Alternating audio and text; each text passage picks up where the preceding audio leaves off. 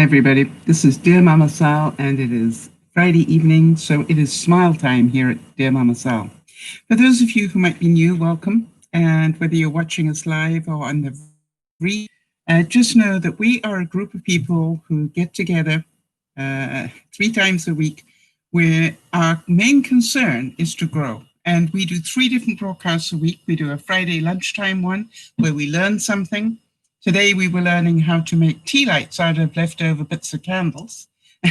We do the Friday evening one, which is our smile one, where we try to laugh, and we give thanks to Jodi, our admin, who puts the laughs together for us on a Friday.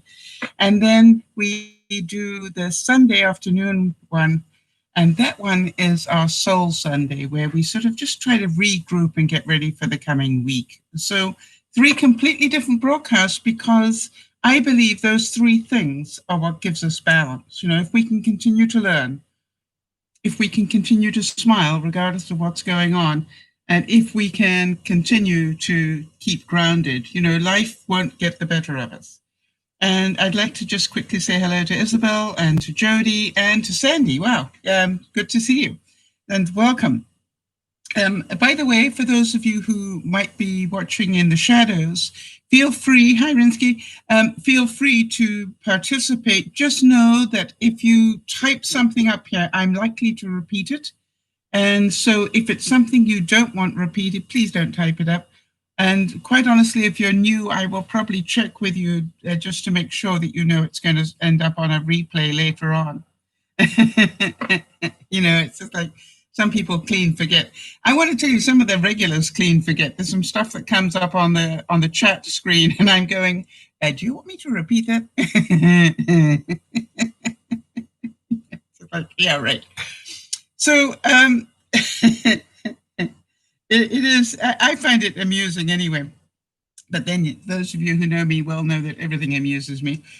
Dear Mama Sal is all about helping us cope up with love, life, and other problems, you know, because really the one thing that frustrated me about my life was that nobody taught me how to cope. And I don't know if any of you agree with it. It's just like they taught me geography, they taught me mathematics, they taught me English language, they taught me, but they did not teach me how to cope. And I said, when I became a YouTuber, if there's one thing I'm going to do is I'm going to share what I know about how to cope with life. Hi, Jonas, good to see you. And you know, it's amazing that that is really, for me, what it's all about, is to make sure that you know what I know, and I don't know a lot. You know, it's just like, if you're following us here, please make sure you follow us on YouTube and click on the bell. Give it a thumbs up, by the way, if you enjoy the Dear Mama Sal programs. The more thumbs up, the more it gets distributed. So that's a really important thing. But if you click on the bell here as well, that's for the notifications, and it's going to ask you, do you want all the notifications? And the answer to that is yes, because if I do an extra broadcast, it will then advise you that I'm about to go up. And if you know, generally you will get advised of any time I'm going to go live. The other thing is I am Dear Mama Sal on all the obvious places like Facebook and Twitter and stuff like that. But on Instagram, I am the real Dear Mama Sal, owing to the fact that somebody stole Dear Mama Sal before I got it registered. And, you know, it was really sad that they did that, but they did. Life's like that. I, for some reason, didn't think I was going to use Instagram. And I don't know if anybody saw what I put up today on Instagram, but it was a picture of this. I have been nurturing this radish for 2 months, and something got to it before I did. It's a healthy looking radish, except it's got teeth marks all around it. So I don't know if it was a squirrel or what it was, but it's just like, excuse me, that is my radish, you know? Like, yeah.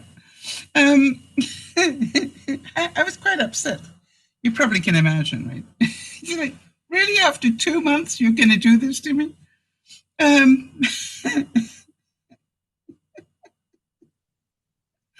not aware of any birthdays this week, but if any of you do have a birthday this week or the coming week or so, let me know, because we're trying to rebuild our database of birthdays. So let me know. It's not that I meant to ignore you. It's that we have to rebuild our database. By the way, I just did any of you make any mistakes this week?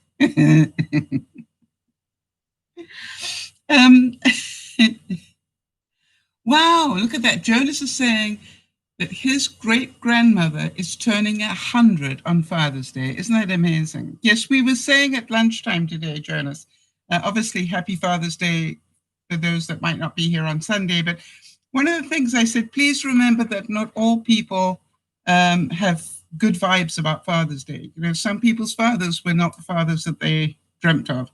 And so, you know, and also we have at least 2 people in our sphere that have lost their fathers this year. And so Father's Day will be very difficult for a couple of the viewers. So please just be aware of that. All right, Brinsky saying, I'm learning crochet. So yes, I've made a lot of mistakes this week. I want to tell you, crochet is a great thing to learn.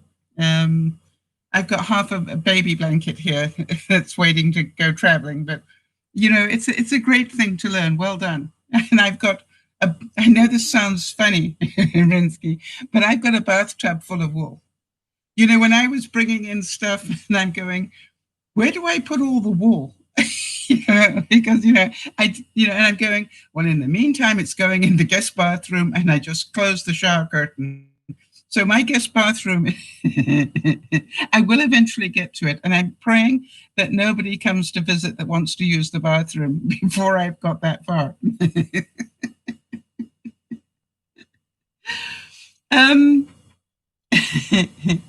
All right, so Jodi's saying, for me, perhaps it's more appropriate to ask, have I done anything correctly this week? Jodi, you're being very hard on yourselves. Okay, so here you are. I want you to have a visual moment. Okay? Do any of you know that duck toilet cleaner that looks like a duck and it's deep blue? And you squidge it around the toilet bowl to clean it.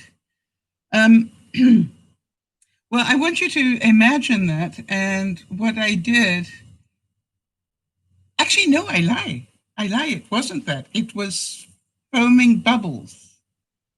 Do you know what I mean? The blue foaming bubbles. Yeah, that's what it was, the aerosol of it. And, and I went to use it because I sprayed all over my toilet, just let it drain. And it was just like, as I took the cap off, the thing, it sort of exploded. Blue everywhere. Now, my bath mats in my bathroom are white, and suddenly I had this very, very pretty blue spotted bath rug. They were just like, yeah, that's not going to work. Luckily, it was the carpet that is in the bathroom. I've got a runner, but I took the bath mat and immediately threw it in the washing machine. And I'm pleased to tell you that the color blue came out. I was a little bit concerned about that. All right, so Jonas is saying, I finally got around to seeing A Beautiful Day in the Neighborhood. Beautiful film full of so many inspiring quotes. I told you, Jonas. I told you you'd enjoy it. All right, and Jodi's saying, Rinsky, I love crochet.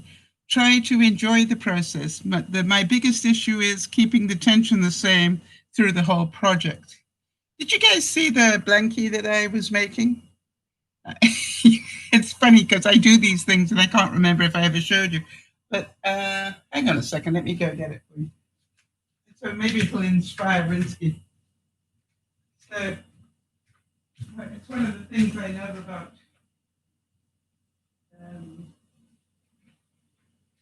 crochet is just, there's so many things. So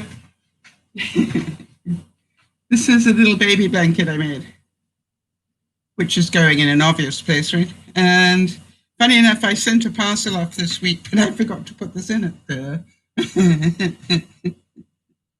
So this will go on another trip. All right, so thanks to Jodi for putting the laughs together tonight. As usual, we're very, very appreciative.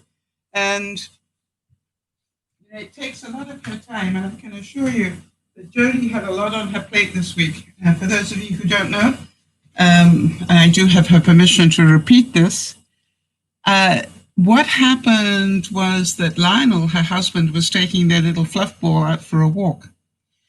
And a pit bull attacked the dog. Well, tried to attack the dog, and Lionel, being the hero that he is, picked up the fluff ball and put it above his head. But the pit bull got Lionel's arm. We're pleased to tell you that he is fine. But it's just one of those things that, happens. Nobody plans it, nobody expects it, and obviously it was a horrendous scare for both, probably everybody involved, quite honestly. But I just want to let you know that Jodi's been dealing with that this week, and still did the laugh. So I'm very, very thankful. Let's go. I'm not a morning person. You all know that. And then the quote goes, I'm not even an afternoon person. I pretty much start functioning around 6 o'clock. How many of you relate to that? I want to tell you, since I retired, since I retired, that's pretty much who I am. And it's getting later and later. That's what I'm finding out. Okay, let's see what Jonas says here. There's no normal life that is free from pain. It's about what we do with it. Finding positive days to deal with our pain. What do you do with the mad that you feel? Yes, Fred Rogers. I want to tell you, I agree with you. There are so many great quotes in there. Jonas is giving us another one. Another human is mentionable, and anything mentionable is manageable. I still think that the quote where somebody was saying something with which he totally disagreed, and he just smiled and went, gosh, that's an interesting perspective, instead of saying you're full of... I've learned that one now. When somebody says, and that's something I totally agree with, I'm learning to just say, gosh, that's an interesting perspective. I hadn't thought of that. There's a good reason why I hadn't thought of it, but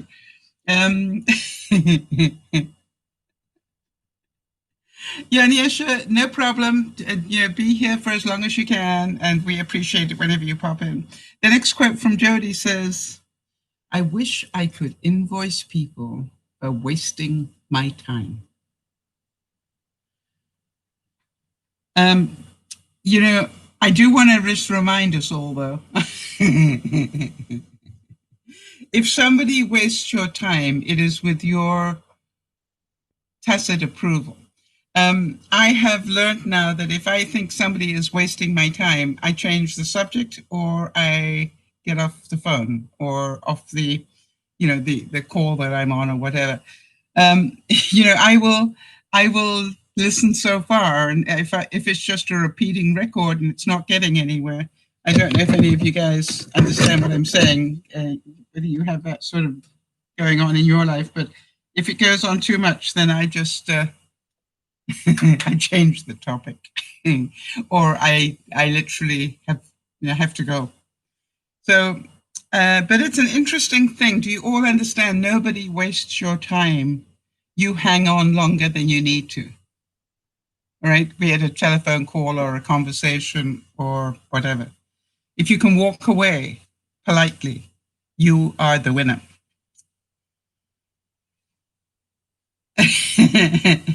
Now this one, we don't actually go into tornado season, I think, yet, do we? Oh, have we started already?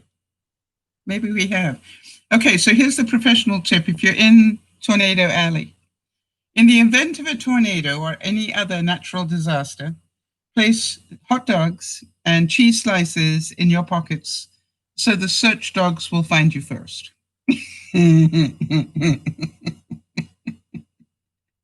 I actually think that's quite clever.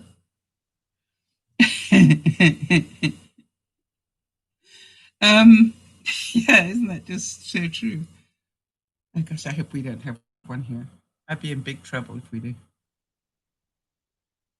Have any of you been in a tornado?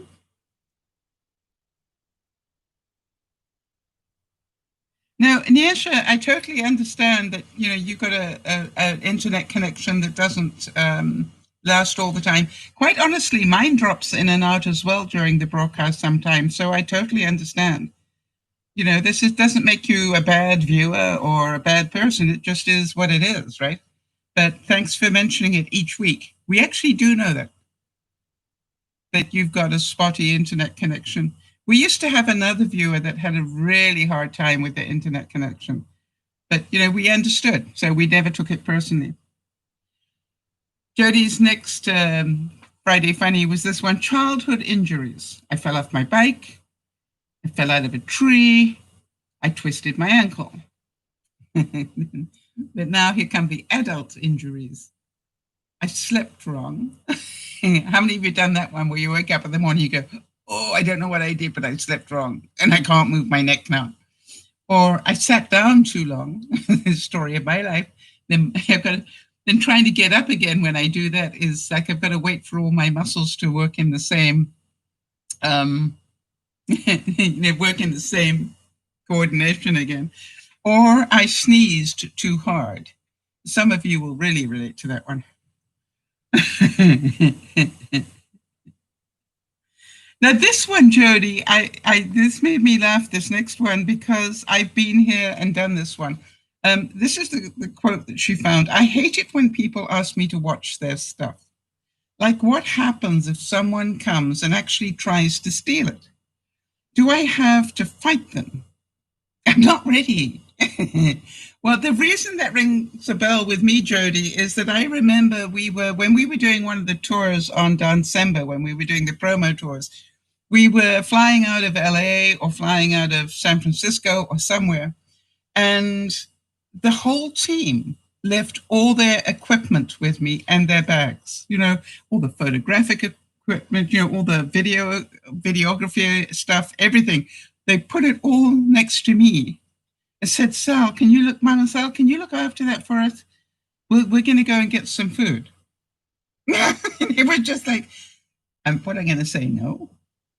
And they all went running off to go get food quickly. And I sat there and I went, you know, if somebody came and tried to steal these things, I wouldn't be able to stop them. So, Jodi, I have memories of how that feels, and it's not pleasant. So how many of you use shopping as a way to feel better? Some of you do. And this quote is really nice. Sophie Kinsella said, honestly, shopping beats therapy anytime. It costs the same, and you get a dress out of it. Or in my case, you get a gizmo out of it.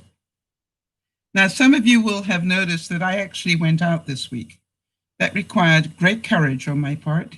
I could not believe how much things had changed while I'd been gone.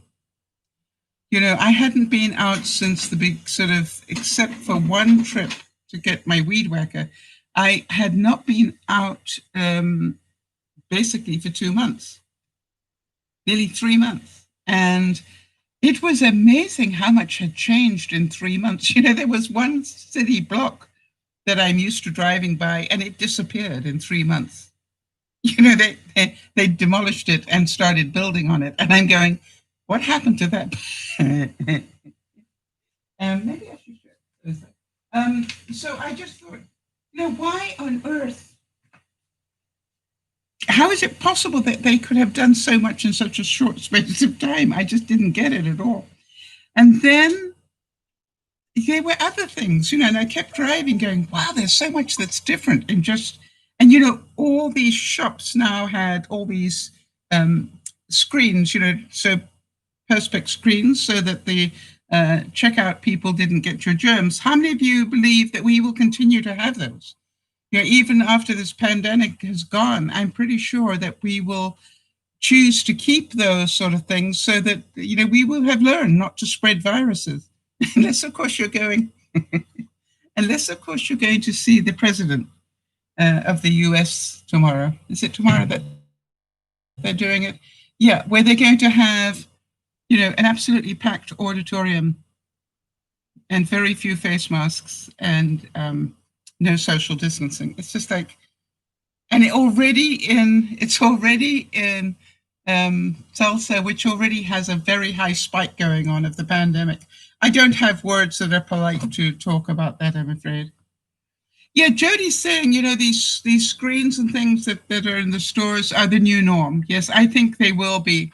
And it was a big wake up call. This is how we spread germs every day. And this is how we can stop it if we're clever. Now, Jodi, this one I think you must have thought was especially for you this week, right? Starting tomorrow, whatever life throws at me, I'm ducking. So it hits somebody else. You definitely had a very challenging week of it. There is no doubt about that. And by the way, for those of you who weren't here at lunchtime, Jeannie came in and gave us some updates about her fire situation. And we found out that she actually is in a hotel that's like she has a mini suite. She's got a living room and a living room and a bedroom and a kitchen area. So it's not just that she's in a hotel room with just a room. And she's got a little bit of space there. And the first insurance check came through, so she's feeling a lot more comfortable at the moment. And if any of you do want to donate to helping her try and recover, please let either Jodi or myself know, and we will give you the contact information so that you can do that. And I would recommend letting her have some sort of gift card that is pretty universal, something like a Walmart card or maybe an Amazon card where they can get anything that they might need it's probably going to take them a year to rebuild their house.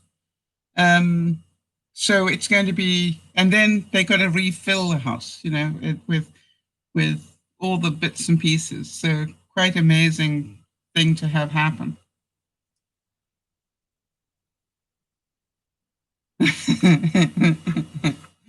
Jodi, this one was very cute.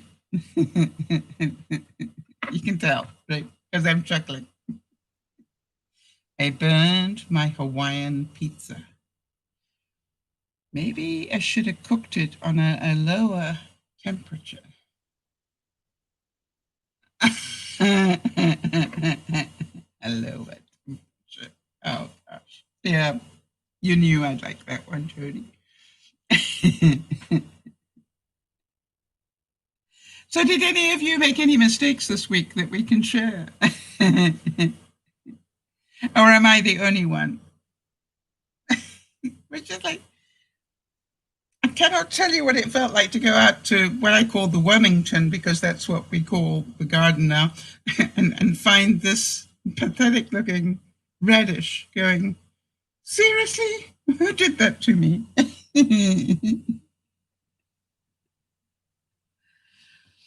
Now, this next quote, we need you to concentrate just a tad, okay? Because it's smart, but you have to think. Are you ready for this skill testing? Whoever stole my copy of Microsoft Office, I will find you. You have my word. And we'll get that word. Microsoft, yeah, very good. Jodi, you must have such fun finding these. That's what I've decided. It's just like, it's good. Who needs to go to therapy when you can spend your week finding? Yeah, I thought so too, Sandy. When you can, I'm really hot. Sorry, people. When you can find, you spend your week finding things that make people laugh. I think that's a wonderful bit of therapy. And I will look forward to the fact that you will need to get some more ready for next week, Jodi, because I'm certain it'll get you laughing again. And that will help your pain and your stress levels and all sorts of things. So keep at it, girl. Right, here's the next one. You ready? Start each day with a positive thought, like, I can go back to bed in 17 hours.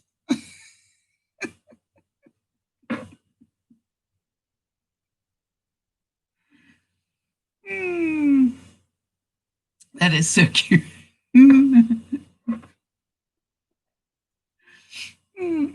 sounds like me. That's why I love Saturday mornings. Saturday mornings, I don't have to prepare for any broadcasts on Saturday mornings. And Saturday mornings, hi there, Lauren, good to see you. I don't have to do, any video calls with anybody.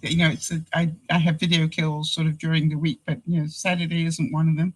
So I get a day to do whatever I really want to do.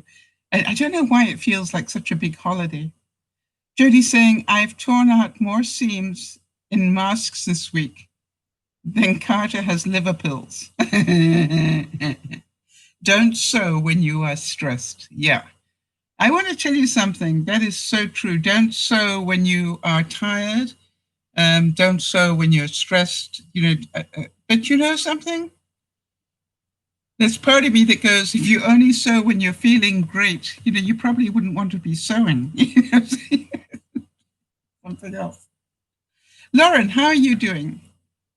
Lauren, I was telling the group at lunchtime that you had a bit of a scare, but I didn't say what it was.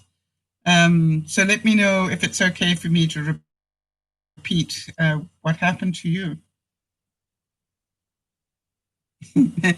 This next quote is really cute. It says, "Be warned, I am bored. This could get dangerous." How many of you going, that's Sal? How many of you know that when I get bored, I get up to no good whatsoever? Okay, so that's good to hear. So Lauren had a really peculiar set of events, and I think I got it right, Lauren, that in the space of one trip that you did in the car, remembering that Lauren is in a disability van. All right, she what do you call your van? Because Lauren doesn't have the use of the lower part of her body. But in the space of one trip, she had a dog run out in front of her, and then she had something else happen, and then she ended up with a situation where somebody was, did something funny, and she had to swerve, and she just about went off the side of the road. And so it was a horrible week for her. And Lauren, just correct all the bits that I've got wrong. But, it was just like, it was such, how many of you know the stress of that? If any of you have been in any sort of life-threatening situation, which this was to some degree. And one of the, it's not a regular van. It's not a van, it's a regular car with hand controls. Okay, that's good. So your brake and your accelerator are on your steering wheel, right? So, you look at it and you go, I was trying to say to both Jodi and Lauren that, when you have something like that happen, be it with Jodi and Lionel getting attacked by a dog, and then to have the horrific price of the medical attention, and the guy whose dog did the damage, the guy just got the dog and then walked off without offering any information about who he was or send the bills here or anything like that. So, now Lionel and Jodi have got the job of trying to, get after this guy, which is not pleasant. So there's a lot of stress around that. And then Lauren's just updating. She said a car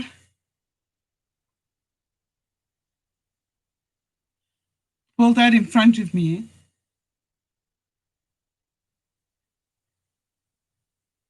And that was the second one to do that. And then black ice was what caused her, of course it's winter there down in Tasmania, or just about to be tomorrow. She hit some black ice and that she lost control of the car because of that. So not fun. And what I said to both of them, when your body goes through that sort of emotional shock, you also will find that your body will react physically. And so, expect to have aches and pains going on. The guy and the other guy. Yeah, I sort of got there. I got there, Lauren. I just have to read it slightly more slowly while I work out what's going on there. All right, so Jonas is saying, I see why pit bulls are so controversial. One must wonder if they should even be legal. Well, you know something, it's the same. I used to have a German Shepherd, and people used to say the same about German Shepherds. And my honest opinion, Jonas, it's not the breed, it's the training. So if you train your dog to be an attack dog, if you train your dog that it doesn't obey commands, then, you know, then it shouldn't be legal. But I do believe to a large extent it's not the breed, it is the training or the lack of training.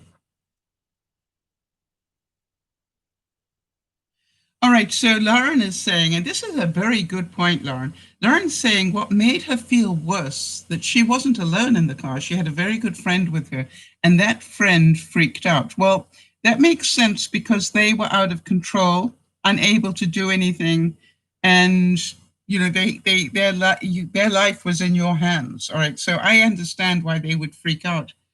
But you know that them freaking out didn't help you either. If you remember, I was telling a story a couple of weeks ago where I was in a car with a boyfriend and he hit black ice and we went 360 and then some on a major highway. And we ended up facing the oncoming traffic in a blizzard, you know, and it was just like, we eventually, you know, got to the side of the road. And when we got to the side of the road, he said to me, I can't believe you didn't say anything. I can't believe you didn't scream. I can't believe that you didn't do anything at all. And I said, the reason I didn't was because I did not want to distract you away from what you needed to do. Because you needed 110% concentration to cope with what you could. And you didn't need me freaking out beside you.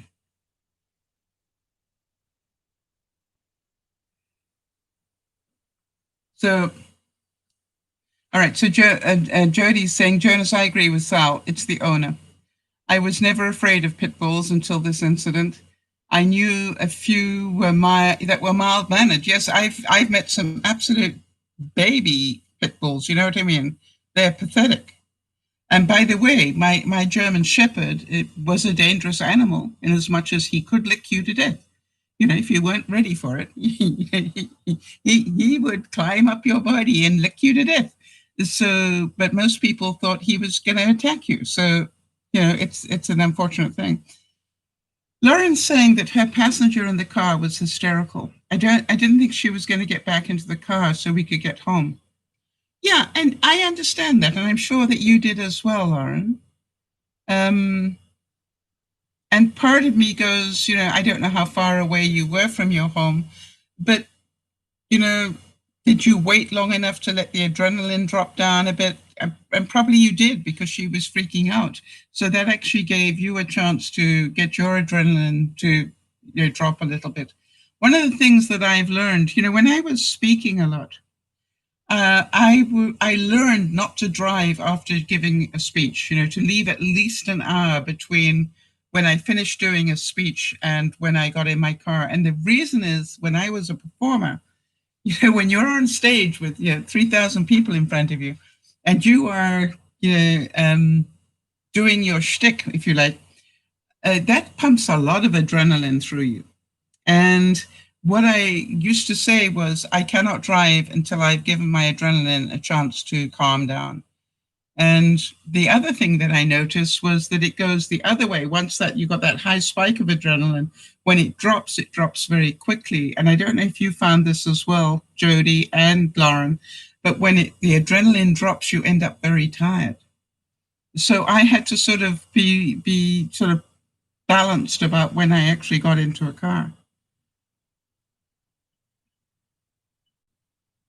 All right, so Lauren said, oh, yes, I totally understood. I think we were about 5 minutes away from home. Yeah, so, you know, and she had a choice, you know, to get back in the car or not. That was her choice, not yours. Yes, Jodi's saying that when the adrenaline dropped from from the scare that they had. They were so exhausted, quite normal. All right, Jodi. But now you can see that that's not because you're a wuss. That's because of the impact it has on your body. And I am certain, Lauren, that you found the same thing, right? That after everybody was home safely, and you'd had a few hours to sort of get over the main fear of this, that you suddenly got pretty tired. And I'm looking forward to when you can tell me that you got back in the car and you drove somewhere. I don't care if it's just 5 minutes away and you turn around and come back in. Yeah, and so that's why I like to explain it, Lauren, is so that you know that is quite normal. Jodi's describing it's like a 180 away from the adrenaline rush. Yeah. So you can imagine every time I got up to speak, I'd have to pump my adrenaline up that high so that I could perform. And then, I'd have that crash afterwards. Lauren's saying that she cried a lot. Yes, quite normal reaction. And part of it is you're crying with the relief that you weren't hurt. It probably doesn't feel like that. You probably, part of you goes, you were crying because you scared your friend. Well, you didn't. Life did, right? You didn't do this. You didn't drive badly. You just hit some black ice. That's beyond your control. All right, so Lauren's saying that she's looking forward to that day too. So it hasn't happened yet, but I have every reason to believe that you will do that pretty soon.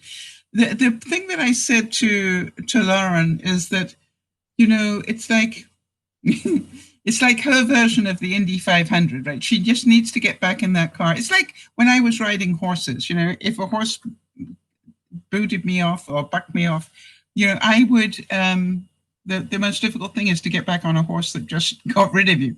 But, that's what you need to do, because otherwise you lose faith in yourself. So, Lauren, really important that you do it and make it a short trip, just so you know that you've done it. Once you've done it, it'll be easier the second time. And so, and pick a quiet time. And when it's quiet in your area, just go around the block a couple of times, do something and get home, and just go, I give myself serious courage points for getting back in the car. That's what I would do it for, just to give yourself courage points. It's not about pleasing Sal or anything else. You are going to feel so much better if you do it. All right, so Lauren's saying, as silly as it may sound, I've concentrated on just sitting in my car a couple of times. Oh, Lauren, smart move. Really smart move. I found that is a really, you're desensitizing yourself to the fear. Do you understand that? That's a really clever move. If I've got to do something, what did I have to? Oh, you remember when I got the new battery charger for my car? I cannot tell you how long I looked at it, Lauren. And then how many times I read the instructions, and then, and literally probably 3 days worth, or 2 days, I think, and then eventually I said, Sal, you are not a scared person. So why are you doing this to yourself? This is a battery charger. You've used one before. It's not like you don't know how they work. Just because it's a new one doesn't mean it's going to attack you. Now, just do yourself a favor. Go with what you know and just repeat what you would normally do, and the chances are it's going to work. And it did. So, Lauren, I think it's really smart. Yeah, going straight back to driving wouldn't happen. No, I quite agree, right? You've got to give your body time to adjust to that fear. And so what you did is very, very clever. Who suggested that you do that?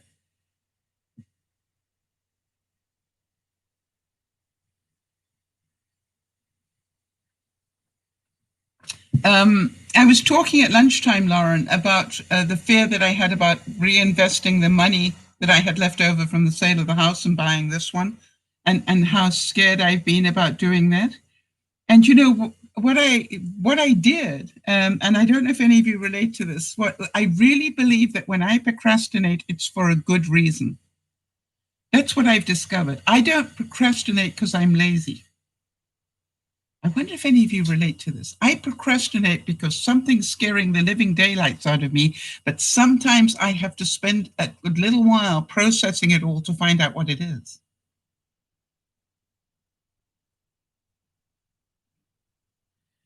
Okay, so Jodi's saying that her experience recently was after she broke 2 needles on her sewing machine.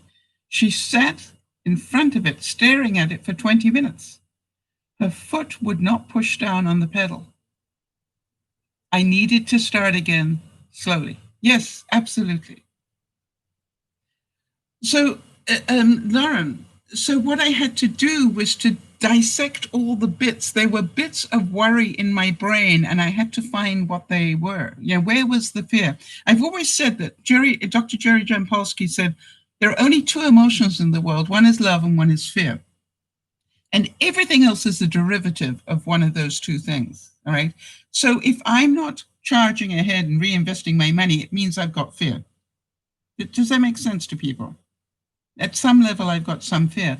Now, the thing is to find out what it is. You think you know what it is. And I knew it wasn't just one thing. There were all sorts of little bits to it. Like where to invest it, when the economy is going the way that it is, when everything's weird, where I don't know where to invest it, and so that's one of the things. The other thing is, how much do I lock in for a long time? How much do I keep available? All those sort of questions. And then, there was sort of like 12 different bits to it. And I just went, okay. And it took me 3 months to work out through all those bits, quite honestly. And now I'm ready to make the call. Because there were some pretty interesting personal things attached to it, and people that was Yvonne going to get thrown out of the house was one of my concerns, and if so, I wanted to make sure I had money to be able to help her, those sort of things that were all in my mind, and it took me until I got all those processed properly for me to be able to say, okay, I think I'm ready to do something with the money now. All right, so Lauren's saying that nobody suggested it. I think that's the way I did it because you would have suggested it. Yeah, I would have done. You're quite right. See, you could hear me talking, right? Yeah, you got to face the dragon. Now, the dragon, funnily enough, is not the car. But it's good that you start in the car. But the dragon was the black ice for you, because you didn't see it. Now, I understand that part of you intellectually will not want to go out driving because you may hit black ice. Well, Lauren, you've been driving in winter for a long time. And I don't know how many times you've hit black ice. Is it the first time? Remembering, of course, that Lauren is sitting in Tasmania, south of the equator, so they're in winter. So and I'm pretty sure if any of the viewers have ever hit black ice, I have, so I know how incredibly useless you feel. I've hit, I was in a car that hit it, and I also had it happen to me at an intersection where literally, I slowly applied the brakes and nothing happened. I just kept sliding all the way through the intersection, and I was praying that nothing was coming the opposite ways, because I would have been a dead person. If some 18-wheeler was coming down, I would have been written off. It is, Jodi's going, she's been in that situation, and it's terrifying to feel out of control. Yes, it's not within your control. So there's no point beating up on yourself, because you couldn't have done anything very different. It sounds to me like you did a really good job to keep it on the, out of the ditches, and you actually kept it on the road. So I don't know how you did that, but well done. When somebody told me that always look where you want to go. Somebody taught me that. A rally driver said, if you end up in a situation where the car is out of control, hold your hand on the steering wheel and look, and your hands will follow you. Look where you want to go and stay steady. And that actually does work. Right, Lauren, it's the first time you've hit black ice. By the way, were you going, were you speeding, or were you going the right speed? Were you, driving carefully? Or were you being an idiot? Pretty sure I know the answer. What I'm trying to do is make sure you understand this is way beyond your control, right? This is something for which you should be celebrating the miracle, and rather than beating up on yourself. That's the point I'm trying to make. So one step at a time. If you just want to carry on sitting in the car for a week, you do that. Then turn the engine on. Then get used to that noise again. And then just go, okay, fine. Now I'm going to back it out of the driveway. Yeah, Lawrence said I was going the correct speed. I think I was driving safely. I'm sure you were. I have no doubt in my mind. And so, but just do it in stages, right? Just turn on the engine and sit there and, just text somebody or do whatever and just, and then just say, okay, fine, that's my thing for today. And the next day, back it out of the driveway and just park it somewhere. And then the next day, maybe back it out and drive around the block. And by then you should be fine. Yeah, go, and if not, try 2 blocks and then, to the doctor's. I know your doctor is 5 minutes away, so can you drive to where the doctor is and back? Because that's an important thing for you to be able to do that. All right, so here's Jodi's next quote. Good job, Lauren, by the way. I'm very proud of you for the way you're processing this. Good job. You really have grown up, young lady. It's amazing. Your emotional intelligence is way away from where it was when I first met you. Good job. I'm proud of you. All right, so here we go. Jodi's next quote is this one. It says, when science finally locates the center of the universe, some people will be quite surprised to learn that they're not it. Yeah, I know a few of those people.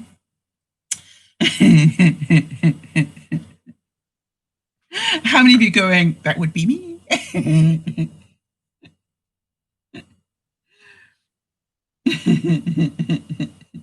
Now, this one is irony at its best. It says, if it's free, it's advice.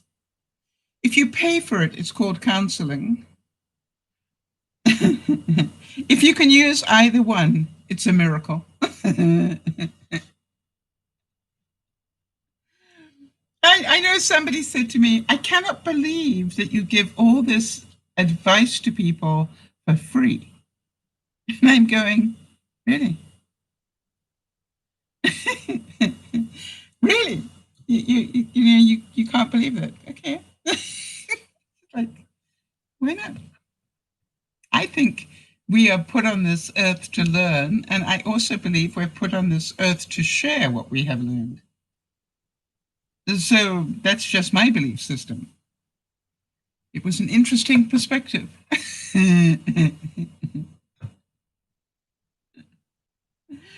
Okay, and this one is a beautiful one as well. Jodi found this one. It says, staying in bed all day is my way of saving money.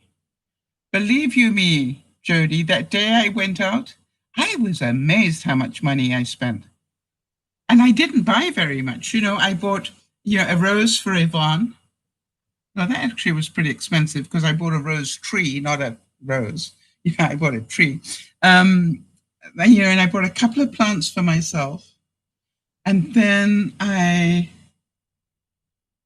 bought some fruit and vegetables, and that was about it. And, I had screamed through $200 without even trying.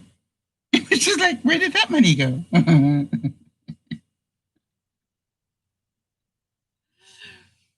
All right, now this one definitely doesn't apply to me in the same way anymore, but I can relate to this. It says, it's not that I really want more shoes. They just keep making them in my size. I I've got to the stage where I look at really great looking shoes and I go, I remember when I could wear those. Jodi, you probably have the same thing because, with, I also have swollen feet and so does Jodi.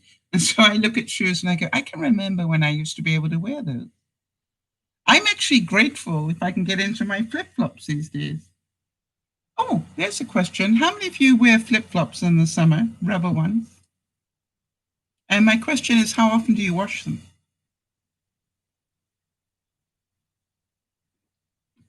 Because I have found I throw my flip-flops into the wash with my dark wash about at least every month during the summer. Jodi's going, I remember the 4-inch heels. Yes, so do I. I remember the 4-inch heels with with the stiletto heels and the pointy fronts as well. Amazing, I can walk today. Well, I can't, can I? Good point, Sal.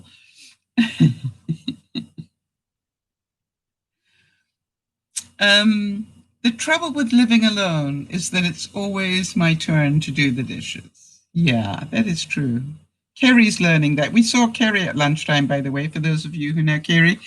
She came back and was talking to us. She's moved into an apartment on her own, and she's fine for the first time in her life. She's actually living on her own. And, for anybody who's done it for the first time, you will know there's a lot to get your head around when you suddenly get to do exactly what you want to do with a place, when you can eat exactly when you want to eat, and and then the bills come in and you go, oh gosh, I've got to pay these now. And funny enough, that segues beautifully to the next quote, which says, what is your favorite childhood memory? And the answer was, not paying bills. I can remember when I first left home, but not actually, it wasn't when I first left home. It was when I first left the country. And I went from England to Africa. And one of the first things I did was to write to my stepfather, who had taken us on as children. And he didn't adopt us, but he took us on as family and made sure we had a good education and all those sort of things. And I made sure that I wrote to him and thanked him. But for some reason, I really didn't feel it the way that I needed to until I left. I completely left the country and was in a different country.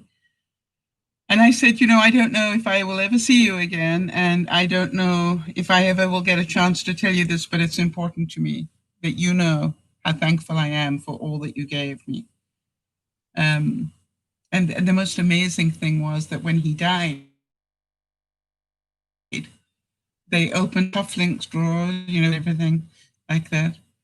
And that letter was in there, with his most precious things. And I was actually, that broke me up big time when I heard that. It was amazing.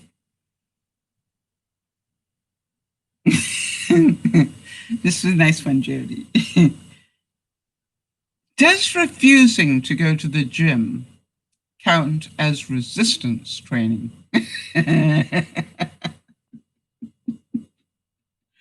Nice one. I like that. I actually am trying to do a lot more training in my kitchen. I don't know about the rest of you, but it's just like, there are a lot of things that you can do, like push-ups and things on your against your counter. It doesn't matter, how strong you are, because it's just a case of just do it from a couple of inches away if necessary. But I can, it's just like it stretches an awful lot of muscles. And I have found that since I have put my computer, on a standing position rather than always sitting to use my computer, I'm definitely bringing back some core strength, because all the time I am moving and all the time I'm using muscles that normally wouldn't be atrophying. So I'm glad that I did that. And I actually, during the week, keep my computer not here, but I put it right next to me here where it was at lunchtime. And I find that then every time I come into the kitchen, I'll do something on the computer and then I'll go and do something else and I'll come back and do something on the computer because it's here and it's not a case of, oh, I'm going to go and sit down and work at the computer. I'm standing and doing something quickly at the computer and then moving on.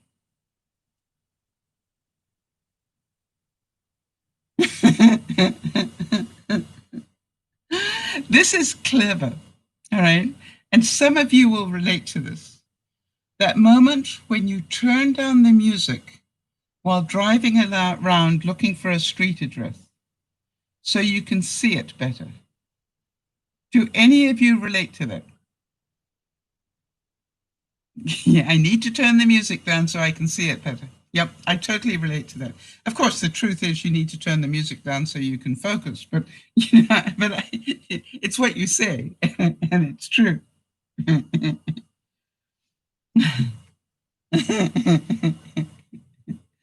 and this is all. The next one Jodi found was all about perspective. And so this was really great in terms of perspective. It says, me watching the Olympics. Wow, that was outstanding. And the announcer saying, that's another devastating mistake. I see things and I'm going, what I wouldn't give to be able to do that once in my lifetime. Actually, I saw a video that somebody put out, and what they did was they actually found the routine that the Olympic gymnasts do as a warm-up, and they started to do it every day. And it was amazing. 3 months later, they could actually get their head to their knees. Right? Now, I don't know how far you can go.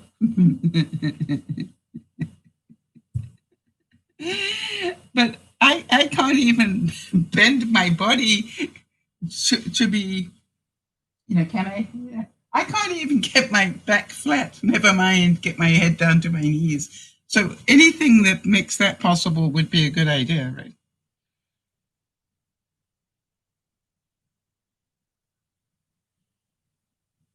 This is clever. Charles Wordsworth said, by the time a man realizes that his father was right, he has a son who thinks he's wrong. I always said to young Cody when he became a father, I said, oh, payback. And he went, what's Al? And I said, oh, this is payback. Everything that your son does to frustrate you and, mess with your brain, know that I've been there and done that with you. It's payback. And I don't know about you guys, but I promised myself that I would never do to children what my mom did. It's the number of times I catch myself doing exactly the same thing, going, no, that's not so good. I swore I'd never do that, and I just did it.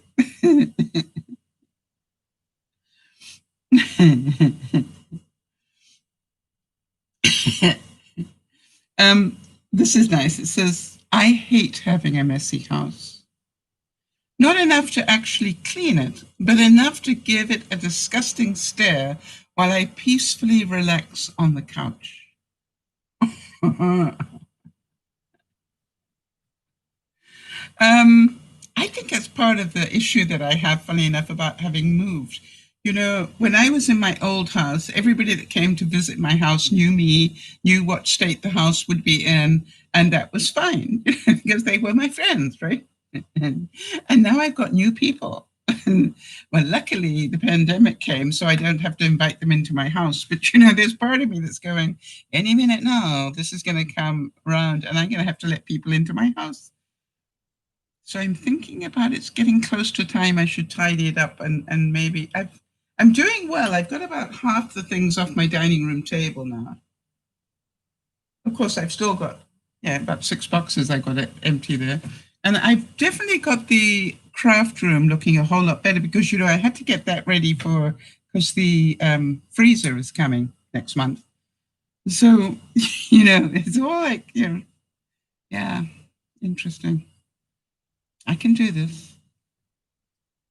But the other thing I've noticed that I'm starting to do is cover the boxes that are left. I obviously, somewhere at some level, know that I've got the major things done now. And, the rest of it I will hunt for as I need. I still haven't found the original car battery charger. But I am pleased to say that the new one worked beautifully. And I do now know that if I run that battery dead again, I need to put it on a full charge overnight, at least, to top it up. That's what was wrong.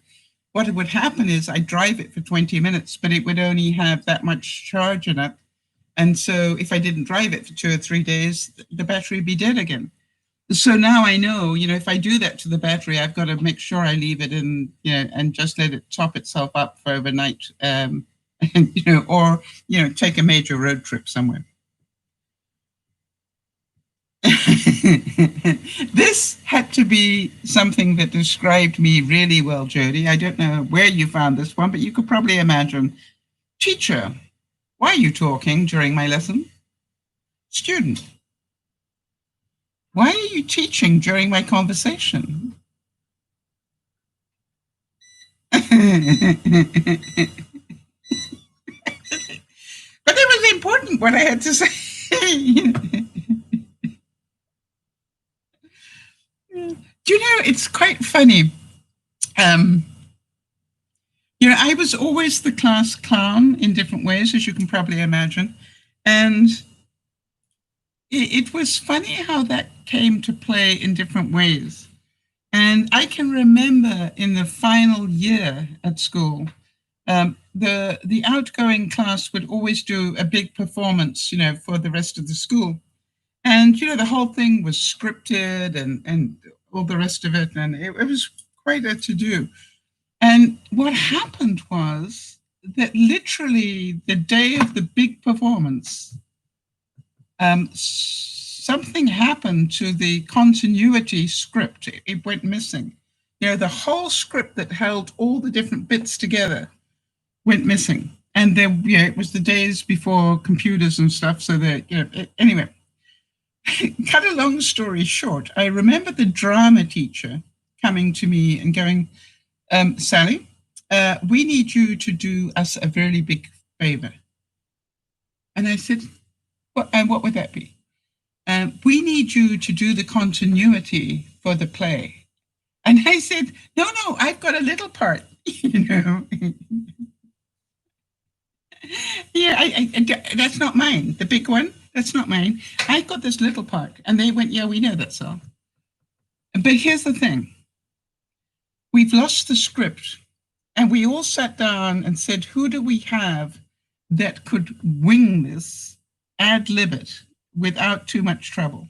And everybody in the room agreed on one person, and that was you. The question is, will you do it? I said, so you want me to do it without a script? I can just talk my way through it? Because, some of you can probably imagine, I was great at drama, but, I didn't keep to the script very well, which turned out to be very funny. And so they were actually giving me this carte blanche, would you get out there and just wing it? And I'm going, oh yeah, I could do that for you. And I said, can anybody sort of feed me, what the next act is, so that at least I got something to work with, because, my memory probably won't remember all the different acts. And they said, no, we can do that for you. And I said, so I just talk my way through it? Yeah, can you do it? Yeah, no problem at all. I did. And I was such a hero. And the rest of you are going, yeah, no brainer for Sal.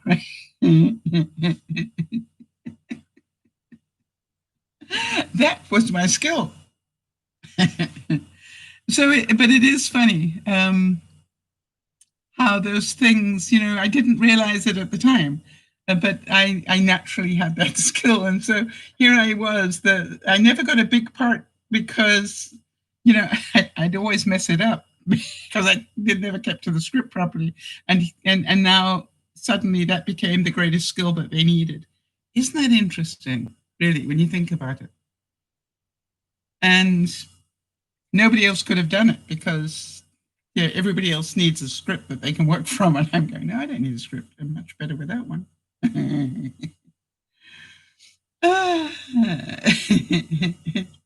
Be kind to people, Jodi found. And if that is too much to ask for, then just be weird to people. It's the least you can do.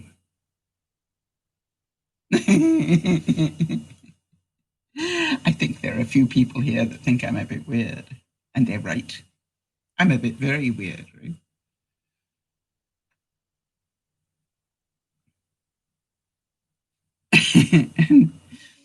Each year in the USA, I didn't know this. There you go, we've got a factoid coming in here. Actually, we should, Jodi, we should do that. We should do a broadcast on funny factoids. All right, so here we go. Each year in the USA, 16 people are attacked by sharks, 6,000 by goats.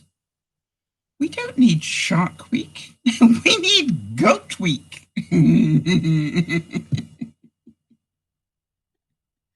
I love it.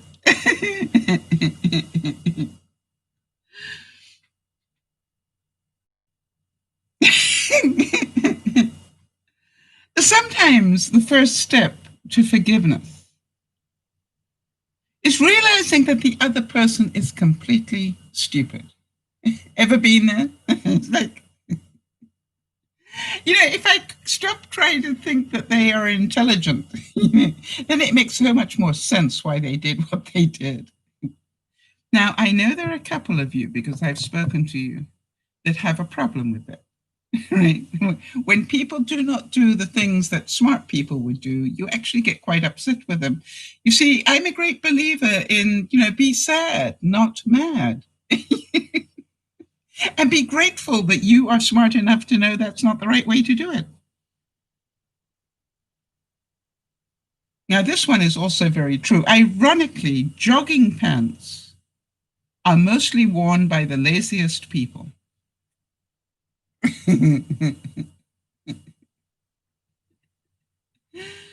Oh, they're so cute.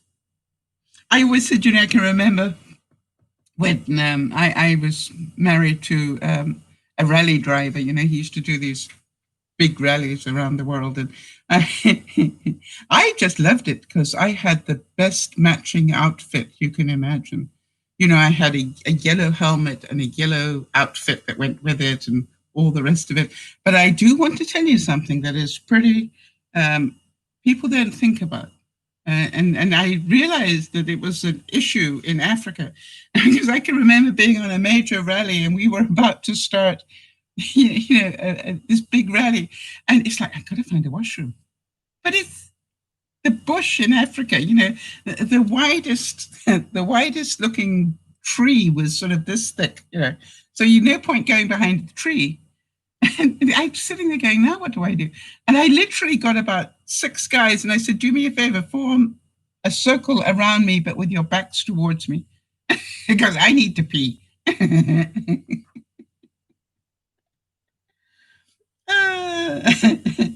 Now, Brian White had a very good quote, and I love this. It said, we never really grow up, We only learn how to act in public. How many of you go, yeah, that's got Sal's name on it?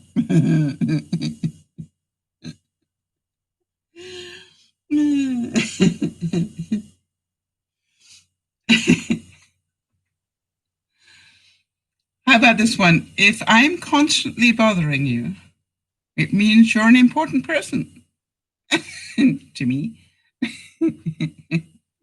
I added the to me because isn't that true?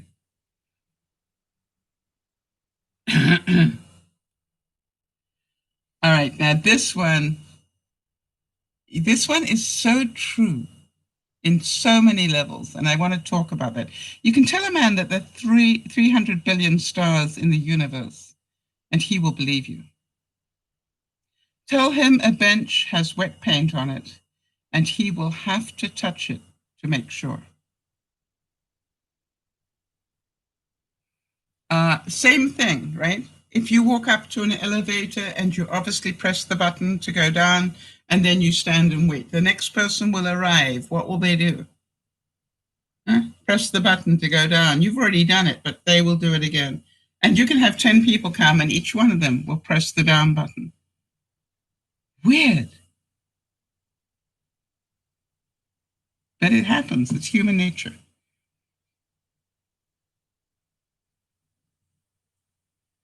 So do any of you have any other sort of weird things like that where you're going, why didn't they get it the first time?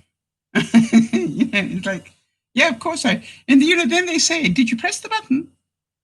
What do you think the other person did? Walked up to the elevator and just sat and looked at the buttons? Hoping vicariously that the button would be pressed. No, of course they pressed the damn button, people. It's just like, really?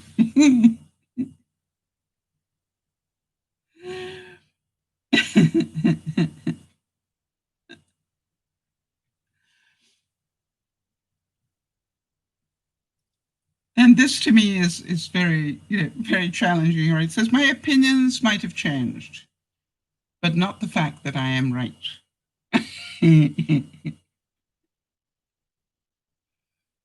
But I am learning. I really am learning not to have to be right all of the time. Of course, in my head, I still am, but I will say it. That's an interesting way of looking at it. Thank you for sharing that.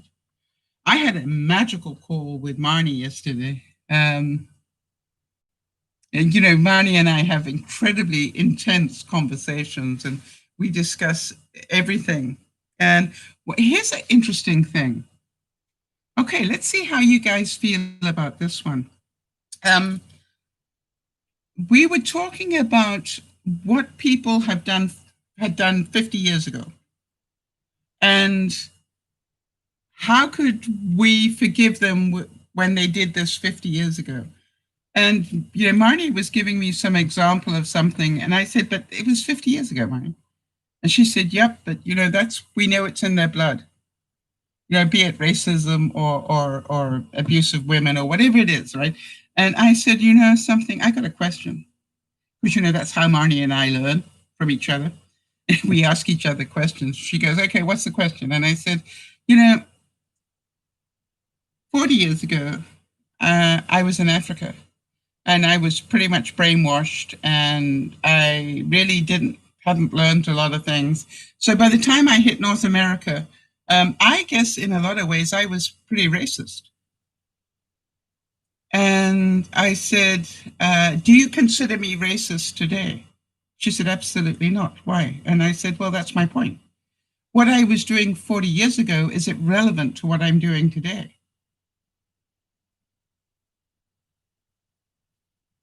So I said, if you don't attack me for what I did 40 years ago, why would we be talking about this other person? Now, by the way, she does a lot of those questions on me because, I will have a problem with a certain person, you all know. And then, she will give me another example, say, would you feel the same way about this person? And I go, no, why not? Because this one I don't like. But it's interesting, all right, how we need to look at both sides of these issues.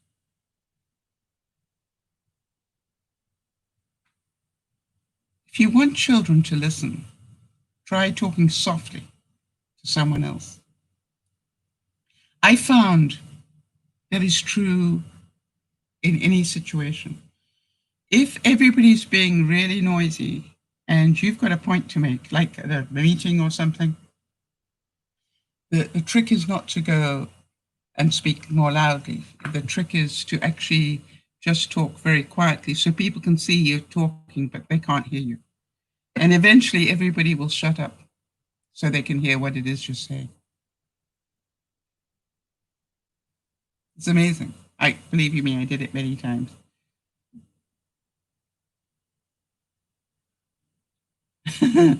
This one is unfortunately true and it's going to upset a couple of people. So probably including me.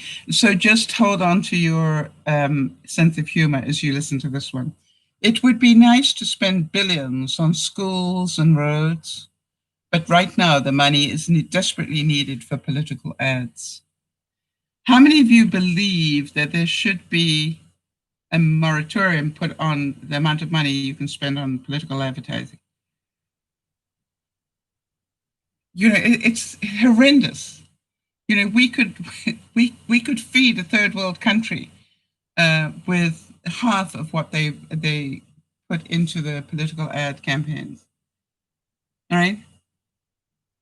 And so to me, it's really important that that there needs to be some sort of adjustment. I don't know how to say this. What if you were given that you were allowed to spend $1 million for the primary and maybe, 5 after that or something, and see how creative people could be. I think that's what needs to happen.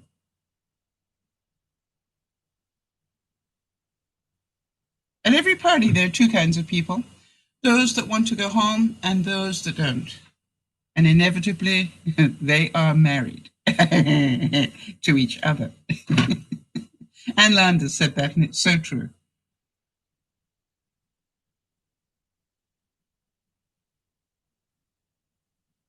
and this one is cute. It says, "So help me.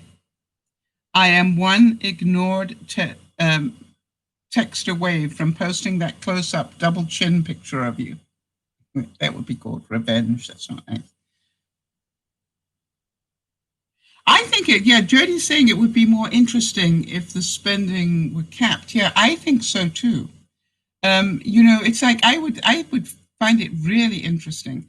And by the way, I noticed that Facebook is really getting some backbone at the moment. Have you guys been reading about that? Apparently, there was a manipulation of an ad of a video that was put up, and Facebook just immediately slammed it down and said this is a manipulated video, and closed the account. I think that won't be very popular. Or at least put a hold on the account for a while. I haven't seen the full story yet, but I went, wow, that's going to be interesting in the political realm, because you know who put up the ad, right? Here we go. To relieve stress, I do yoga. I'm just kidding. I drink wine in my yoga pants.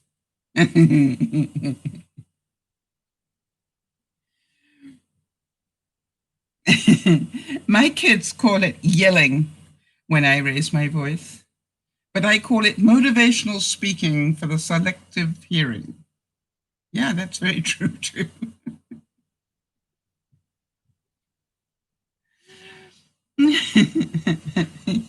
Like, my kid turned out just like me. Well played, Karma. Well played. As I said, payback.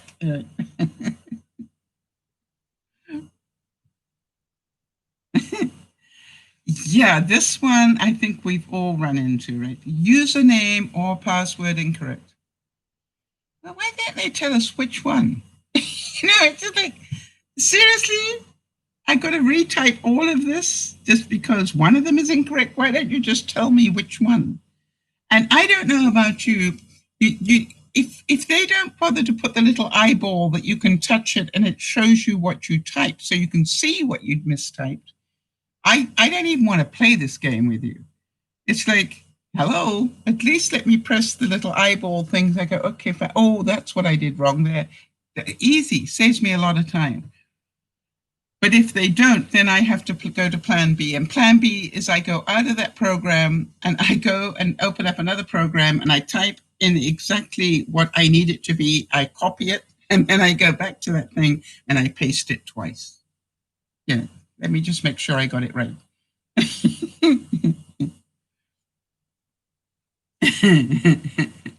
This is also a very good truism. You got some really good truisms here, Jodi. I'm impressed. First day of school, 30 pencils, 64 crayons, 20 pens, 12 rulers, 10 notebooks. And 1 month later, 1 pencil you found on the ground.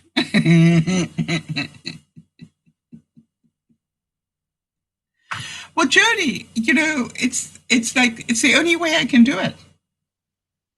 And, I literally have to go out of the program and find something I can write in. and go, okay, fine. Let me get it right. Make sure it's right. That is what I want to use. And now let me copy it, and then I will go to the other place and I'll just paste it in twice, because it always wants it twice, right? And then I do it a third time because then I store it somewhere. But then I put a code word in it so nobody knows what it is.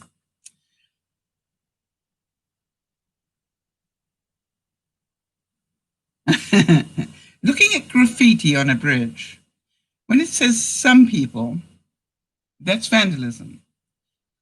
Other people say that's art. And me, I want to know, how the heck did they get up there?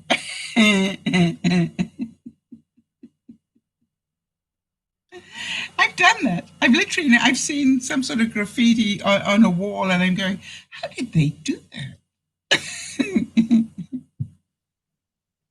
In the middle of the night, no less. It's like, to paint that well, in the middle of the night, you'd need huge, great spotlights. How come nobody saw them? No? Or were they working with, one of those minor lights, I don't know. I just have no idea how they did it. How about this one for a thought? Jodi was really doing well.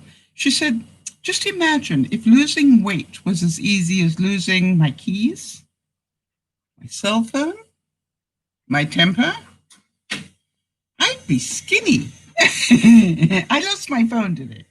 No, seriously, I did. And I know what you're saying, Sal. Just phone it and then you will hear it. Remember, I'm deaf. And the question was, what is inside or outside? I didn't know. And by the way, I have my phone turned down a lot because I do broadcasting and I don't want my phone chirping the breeze while I'm in the middle of the broadcast. So I literally was going into different rooms and phoning my cell phone number and trying to find out, can I hear it? It took me over an hour to find my phone. And it wasn't normally it's a black phone. So the one place I look very quickly is, did I put it on top of my flat top oven? Because if it's black on black, I don't see it. No, it wasn't it. And so then I'm looking everywhere I can think of. And eventually, I know this is going to surprise you, it was on the wrong side of my bed. And the reason was because I had gone over there to open a window. It got over 80 degrees inside here. It's not even summer yet. Seriously, people. It was like 86 degrees in here today and very humid. And I'm going, how am I going to do this in the summer? I have to work out how to open the windows now. The time has come.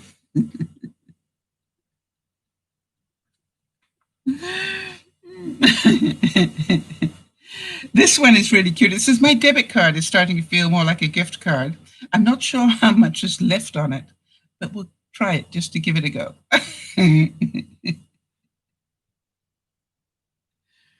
By the way, I don't know about you. Do any of you still have gift cards left over from Christmas? I do. And one of them's to the dollar store. I was so busy packing and moving that I never got a chance to use my gift cards. And so I'm going, hey, look at that. I've still got gift cards. As soon as I can go out again, I'm going to start using those. Yeah, Jodi's got 2 left. Yeah. So you understand. And how many of you enjoy long romantic walks to the fridge?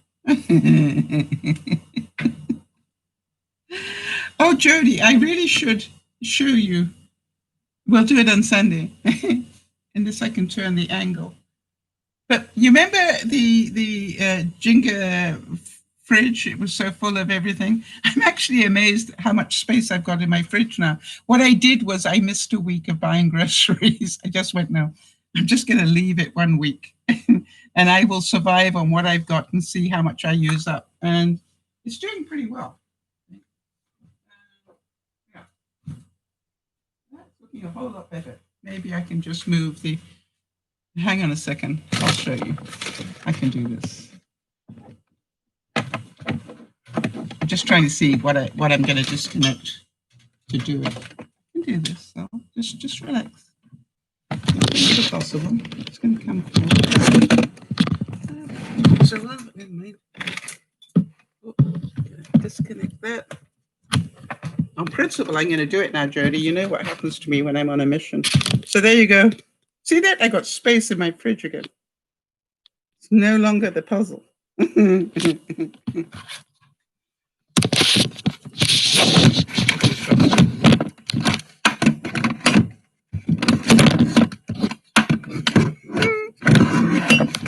Shh, behave yourself. I'm just going to close the fridge.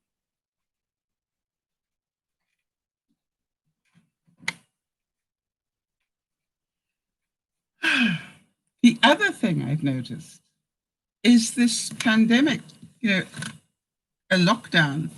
If I have to start entertaining people again, I'm not used to doing that. Do you if you notice that? It's like when you're not entertaining people anymore, you buy completely differently. It's just like, you mean I got to think about other people, what they're going to eat? Jodi's saying a great job with that mission to show us the fridge.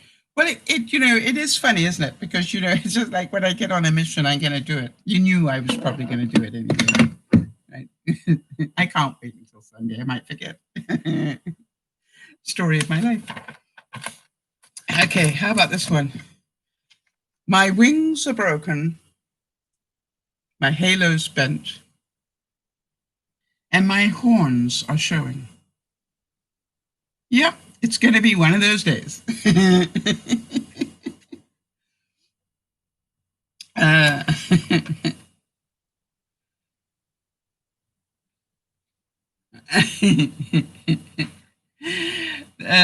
This one has memories attached to it for me. It says, I got so drunk last night. I walked across the dance floor to get another drink and won the dance contest. Yeah, I totally relate to that. Oh, by the way, I had an interesting thing happen on YouTube. Some of you know that every now and then YouTube will have a little moment where it wants to tell me it doesn't like one of my broadcasts and it wants to demonetize it or do whatever, all 10 cents of it or whatever. And it's quite funny because they've been doing that for quite a while. And every time they do it to me, I tell them to manually check it because I'm pretty sure that I keep to the rules pretty well. And they have now let me know that they're no longer going to be dinging me. They're going to allow me to tell them if I've got anything in there that there shouldn't be.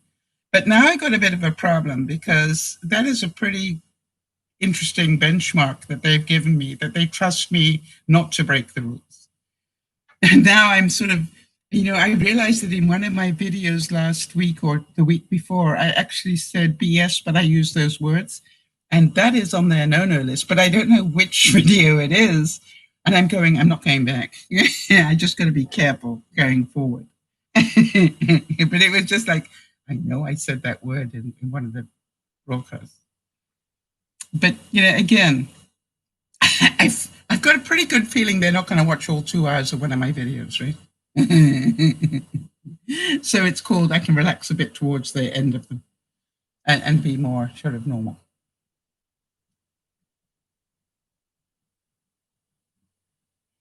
Wow, this one is like, I like my coffee so strong it wakes up my neighbors.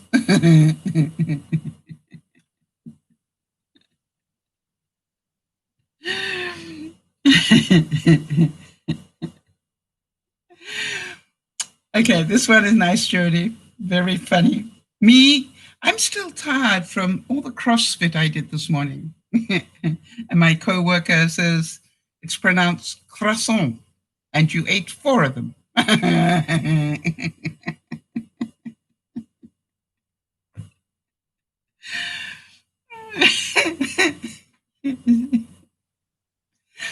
Oh, and the other thing that we noticed in the stats, every now and then I do like to have a look at my analytics and see what's going on. What was it that we found out, Jodi, that suddenly, the Swiffer Duster video that I did, now is outstripping the windshield wiper. Yeah, it's amazing. It just in the last 28 days, it doubled the viewership of the windshield wiper one, which normally is the most watched one. So this is like, wow, isn't that interesting? So that got picked up somewhere and people liked it and recommended it and shared it, and then it got picked up more. So out of nowhere, it suddenly got, I think, 6,000 views in that month. It's one of the things, by the way, that I remember being told very early on, if you want to do YouTube, be in it for the long haul, not the short. Everybody wants to get rich quick. That's fine. And I remember them saying to me, do you think you could do it for 10 years? And I went, yeah, why? And they said, because you may need to. Right?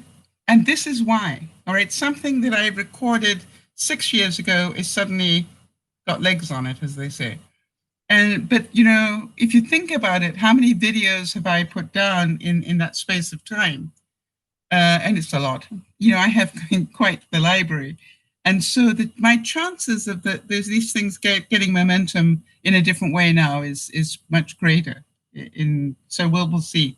So Jodi, keep reminding me to have share that information with you, because it is interesting to see.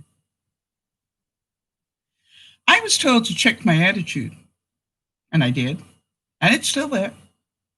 It hasn't gone anywhere, so what's everybody's problem?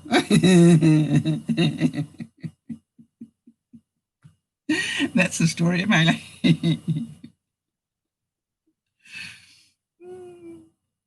Now this one, I needed to be taught this particular quote, probably 40, 50 years ago. And it says, "Oh, I'm sorry. I didn't realize that you were an expert on how I should live my life. Please continue and I'll take notes."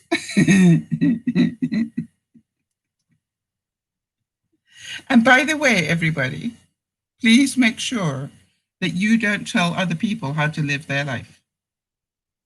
You know how much you hate it, so don't do it to other people. That's the difficult one.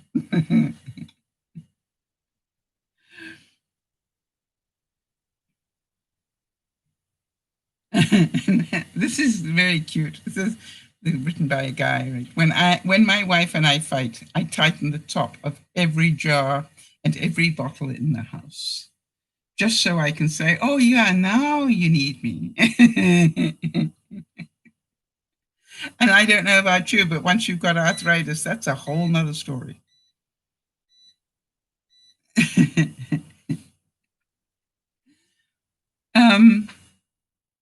Some of you will relate to this one, which is, my room is not dirty. I just have everything on display.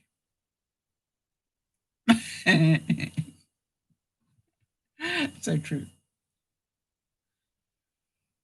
Oh, it is warm in here tonight. I got to tell you that. It really is.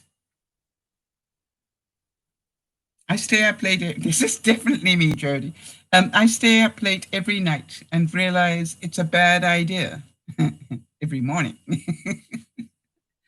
What was it that I was, 800 words. If you happen to have Prime and you haven't watched it yet, yeah, it's a really nice, no animals are hurt, no bad language. You're just a family type program that is really nice to watch.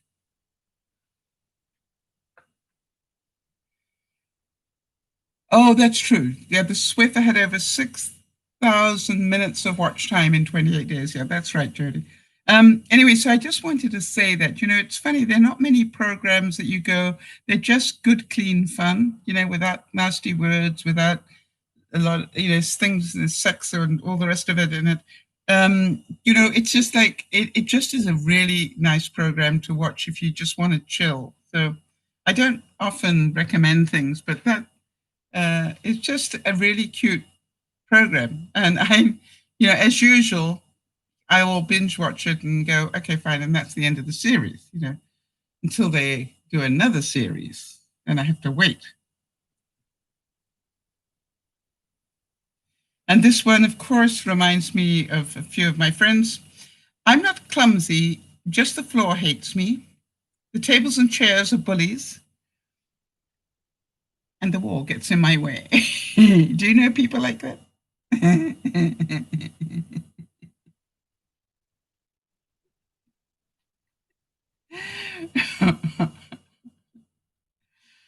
My first instinct when I see an animal is to say hello.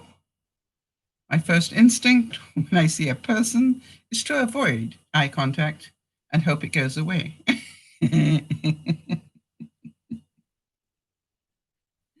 Jodi, you really do a good job at these. You know that. And it's like it's like this amazing ability you have to be able to pick up ones that are very relevant to my mood each week.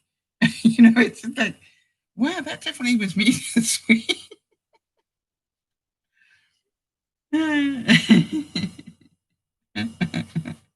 And when I try out an outfit that doesn't look good on me, I just throw it on the floor. Like, no, you don't deserve to be hung up. Sit there and think about what you've just done. And I don't know about the rest of you, but how many times did you decide that you needed to put on an outfit for this evening, and you take something out of the wardrobe and you put it on, and you think, nah, not so much. And then you try everything else in the cupboard and the closet, right? And you end up with the thing you first tried on and decide, it's not too bad. It's just like, I've done that so many times. You've got to trust that your first thought was the right one.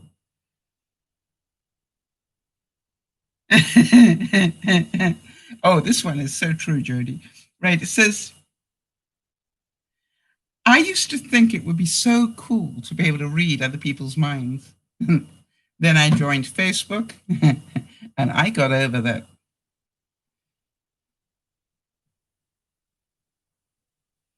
And how many of you are going, can you remember the days when we wouldn't have dared say to somebody some of the things that people say to each other on Facebook or on Instagram or whatever? It's just like, what happened? Or were we so blind to what people really thought? That's an interesting thing.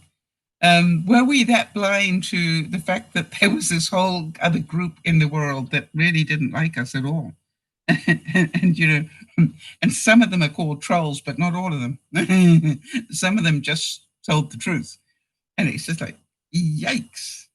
I think it's, if to survive on YouTube or anything else like that, you need to get some very thick skin. Because I want to tell you, it can be wicked, really wicked.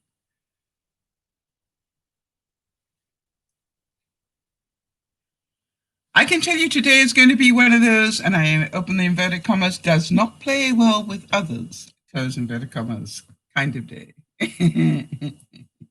That's the day I stay inside, out of choice. I know it so well.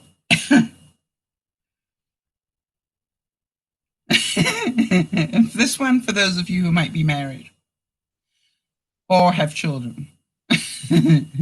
Sorry, I was late. I was late because I had to find all the things that were in plain sight for my husband. Stroke children, stroke mother-in-law, stroke whatever. Yeah. Isn't that true?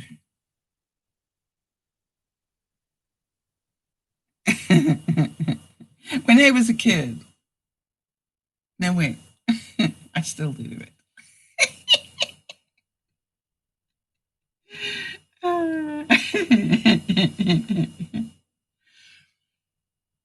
How about this one? I think I need professional help, like a chef, a butler, and a maid. That should do. Oh, and a gardener. Didn't have a gardener on here, but I added that. Yeah.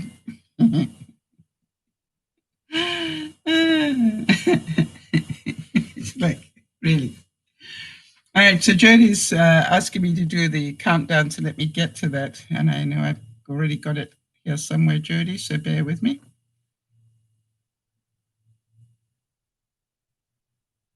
All right, let's see how we do on this one. I did update a couple of things for you, Jodi. I know you'd want to know that. I've got to get back to the beginning of it. All right, Easter, 9 months away. 9 months and 2 weeks, really. That's pretty amazing. And Valentine's Day is only nearly 8 months away, but that's pretty scary. Christmas is a mere 188 days away. Yeah, we come to, I don't know about you, but wasn't it yesterday it was 200 days and now suddenly it's 188? What happened? I was sick last week. Okay, that's what happened. Okay. Which means that we have got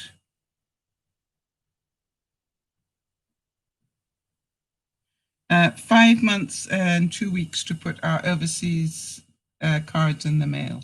It's not very long, is it? For those of you who celebrate the US Thanksgiving, it is only 5 months and 9 days away now. And what I did is I had a look about when do the clocks go back. We've got 134 days to go.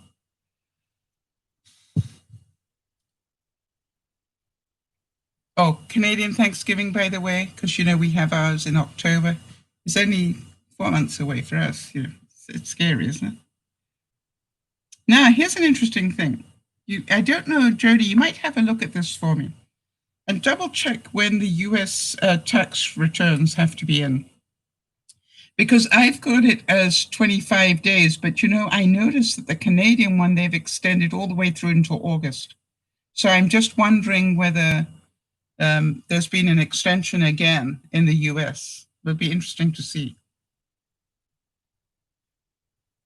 For those of you who understand Mercury being in retrograde, it is right now, and it still will be all the way until July the 12th. That's quite a way to go. So anything that goes really weird in your life, just smile and go, Mercury is in retrograde.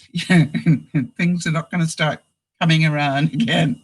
So, mid-July, you know, then things might start working out a lot better.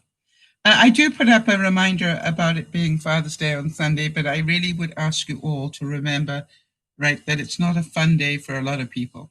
A lot of people have bad memories of fathers, and so be very aware. And also be aware, as I was saying earlier, of those who have lost their fathers this year, and we have 2 people that we know that I'm aware of that have lost their fathers this year. So just be very aware of that and do something a little special for them if you can. The longest day of the year is just 18 hours and 38 minutes away. After that, we're heading towards the shortest day of the year again. That means we're heading towards the winter. Mind you, if you're south of the equator, the shortest day of the year is nearly upon you. It's just 18 hours and 37 minutes away. And then you'll be heading towards summer. And we'll be very jealous of that. And summer is upon us, just about. So, I don't know, it seems to have gone very quickly. This 6-month period seems to have flown by. I know I've been a bit busy, but, you know. Just to let you know, I moved in here now 5 months and 10 days ago. That's amazing, isn't it? It's like, doesn't it seem like almost yesterday that I did that, or at least, you know, a couple of months ago? But it's nearly 6 months ago now. It's 5 months anyway. And I'm thinking, gosh, I'm trying not to beat up on myself because I haven't finished unpacking. And I keep trying to remind myself that it's okay to stop. I'm really working on this now. It's okay to stop and maybe spend a week painting. Because I realized that I actually have only painted once, and that was for only a couple of hours since I moved in here. And, you know, I got a pretty good feeling that if something were to happen to me, I would regret not painting. And so I'm going to start doing that again and sort of see what I can do. And I'm not going to worry about doing it in the studio because the studio isn't ready. But it's getting better. I actually can walk into the studio now and I can actually, put things in different areas.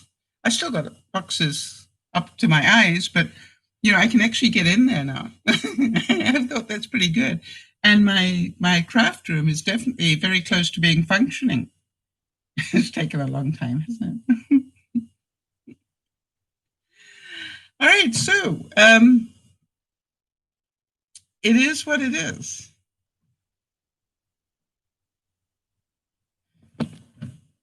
And now, there we go. And who knew that it was going to take so long? But it does. What I do now is I actually give myself permission to not unpack. I'm giving myself permission to live my life a little bit more. And I unpack on Mondays. It seems like the beginning of the week. Okay, let me open up another box. And then I do what I can to get rid of that or tidy up and do things. But it's just like, I find that, if I just don't do it every day, in some ways I do a lot more. Last week, I really screamed through a lot of stuff. I was quite surprised. I know that I've got a lot of boxes here in the dining room and I know what's in them and I don't really need them. So why unpack them at the moment?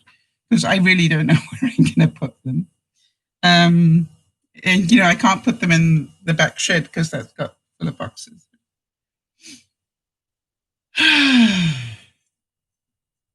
Maybe eating cookies wasn't cheating on my diet. Maybe going on my diet was cheating on the cookies. I love that logic.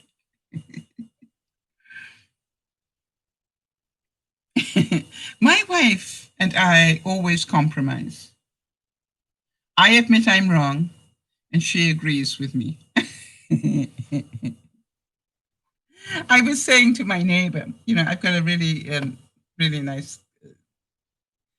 set of neighbors on the kitchen side here. And I was talking, they were leaving to go somewhere in the car, and I was talking to the husband because I'd done something nice for his wife.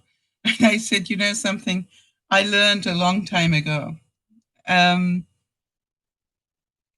It is a really good thing to do something nice for somebody's wife. The husband always appreciates it.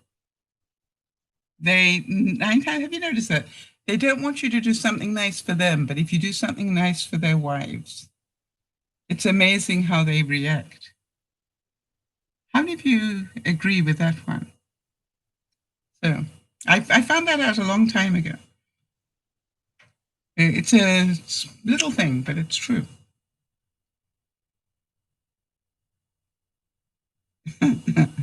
I woke up feeling great. So I'm ready for another day of hand washing and looking out the window. No, I've gone out now. I've been out. I've done it. I've been out and I've got to wait 2 weeks to find out if I got sick, but I did go out. I'm just so scared of what's going to happen tomorrow with that political rally. How many people are going to end up dying because of that? That scares me. I mustn't talk. All right, sometimes I want someone just to hug me and say, I know it's hard. You're going to be okay. Here's a coffee and $5 million.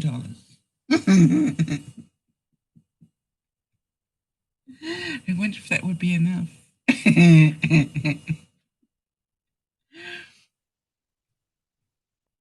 And this one is really cute. It says, I don't care what anyone thinks of me, except dogs.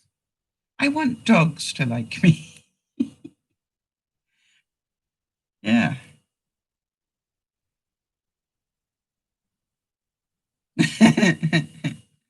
All right, so before we go, I just wanted to make sure that if we need any updates that we haven't got, I'm trying to think what updates we have. We talked about Jeannie.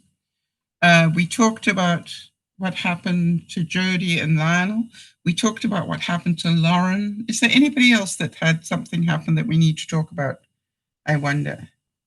We talked about the squirrel or whatever that ate my radish. Jodi's going.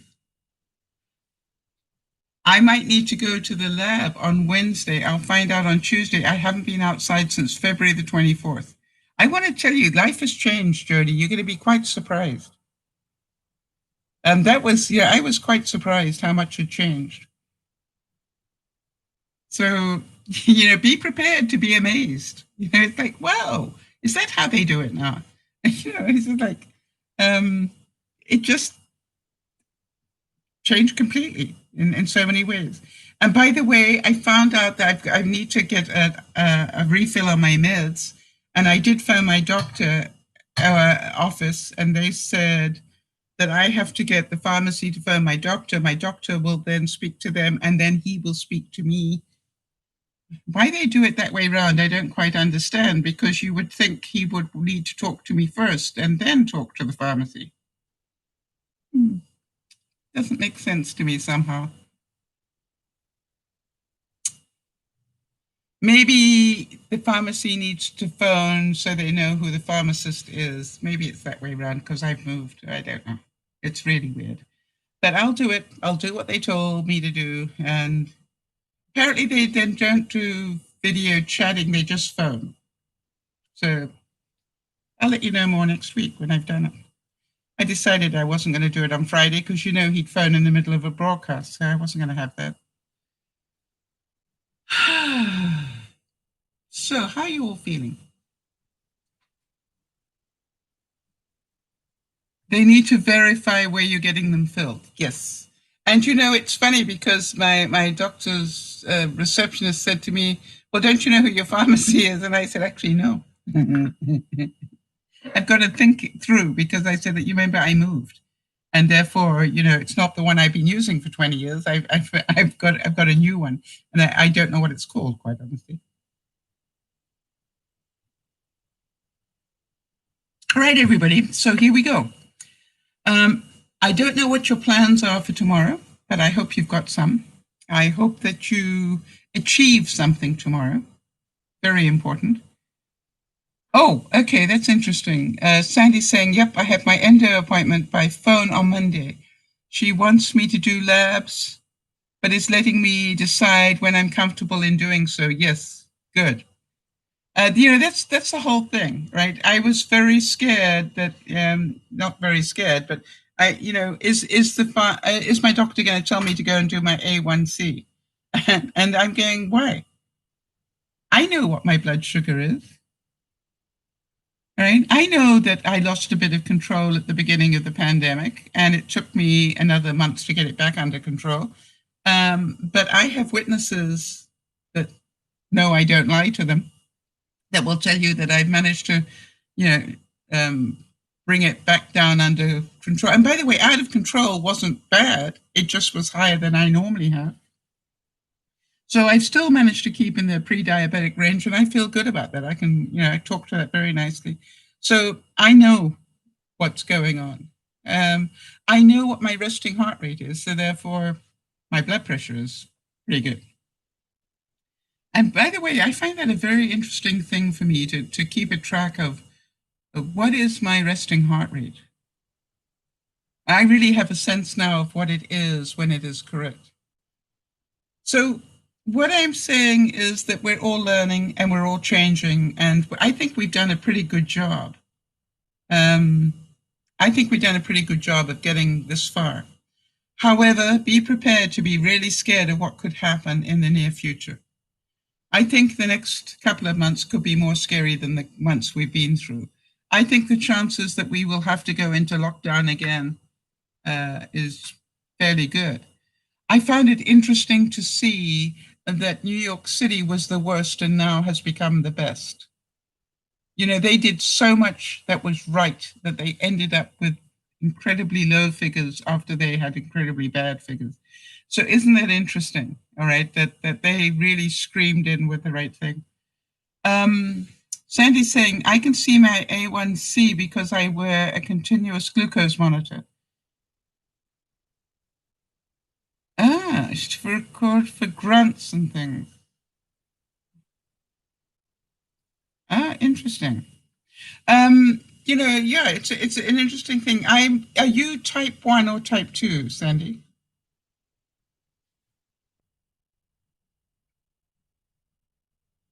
And for those of you who don't know what A1C is, it's a benchmark of how much glucose is in your system, how much has been going through it in the last few months. You're type 1, yeah, that's what I thought.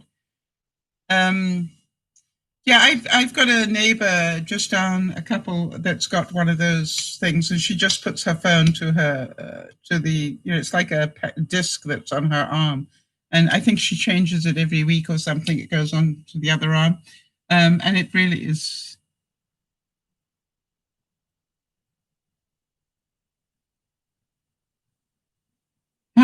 So it'd be interesting. Um, it's certainly the technology is incredible, and it will keep getting better and better.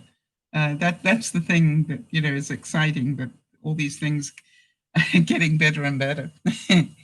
I must admit that I screamed through an awful lot of testing strips in the last week because I knew that I went out of control in terms of my blood sugar dropping, and I really kept testing until I could see that it had balanced out again. It wasn't going from, a high level back down to a very low level. But, it was interesting today, Jodi, talking to the, Erin and so forth, saying that 4.3 was normal for her or something. And I'm going, yeah, well, that sure isn't normal for me. Oh, so you not only use this one, but you still test the regular way. Interesting, Sandy. That's, so you're just double checking.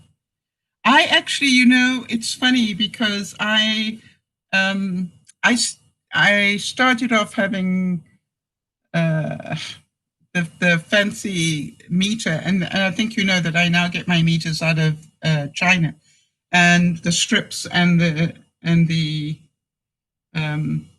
Lancet things, they are like a third of the price. And once you know how to use one of those meters, it's a really good thing for those of us who've got type 2. And what I realized was that okay, I need to start testing enough that I know I've got back under control again. And I'm actually quite surprised how well I've done. All right, so you have some trust issues with the technology. That is your right, okay? And when it's your life on the line, I think you have every right to have some trust issues. The question I would have is, what would it need to do for you to trust it? Yeah, and I agree with Jodi that it's not a bad idea to do that, to cross check. The same as I was literally checking mine for what I did for about 3 days, right, Jodi? That I was checking morning, noon, and night just to make sure. Oh, I didn't know you could have those for type 2 as well. That's interesting. Hmm. I'm sure it's expensive, and I'm not on some sort of plan, so for me it might not be doable. Yeah, so you see, that's what I'm saying to you, Sandy. What would it need to do for you to trust it? And I think the same way. I was quite surprised when I first heard that, you didn't actually have to test all the time. You could test once a day and that was good. Or, I know people that only test every couple of days. But, to me, I think what I wanted to do was be consistent. I wanted to know this is when I get up in the morning, this is the constant. Regardless of what I did yesterday, when I get up in the morning, I want to know what my blood sugar is. Because that tells me how well I've been eating. All right. And that's the tricky one for me. I'm pretty good about absorbing the glucose during the day. It's at night that I have the problem. That's when it seems to hit me, is in that early morning one. I don't know why, but it's what it does. So, and that's the only test I failed, I think. It wasn't the regular random test. It's it's when they pushed me full of stuff that I couldn't handle that. So like, no, my body said, that much sugar? I don't think so. Okay, so here we go. But I'm lucky to be alive, and I'm lucky to be talking to you. All right, so Sandy's saying, I check every morning and calibrate it. It's always within 1 or 2 points. Now, that's pretty, so then you've got a pretty good idea of how good it is. I'm pretty sure that my Chinese monitor is slightly different from my Chinese monitor with somebody else's name on it. You know what I mean? So, you just need to find out what it is and go with it. So, all the best to you for that one. And have a great day tomorrow, everybody. I'll see you on Sunday, and I look forward to it. And quite honestly, I am now going to rest. I wasn't feeling great when I got up this morning, but I decided I was going to not cancel another broadcast day. So I sort of fought my way through it, and I must admit that I am now ready to stop and just relax and take it easy. But I will see you again on Sunday. This is DearMamaSal saying thank you so much, Jodi, for the Friday Funnies. We really appreciate the hard work you put into them. And we will chat to you all on Sunday. This is DearMamaSal saying, look after one another. But please look after yourselves. We would miss you so much if you didn't. So don't go to any, rallies. Don't, wear a mask wherever you can. If you have to go out, be careful. Take sanitizer. Keep doing the right things, and hopefully we'll all be fine. And we'll still be able to talk to one another. That would be wonderful, wouldn't it? This is DearMamaSal saying,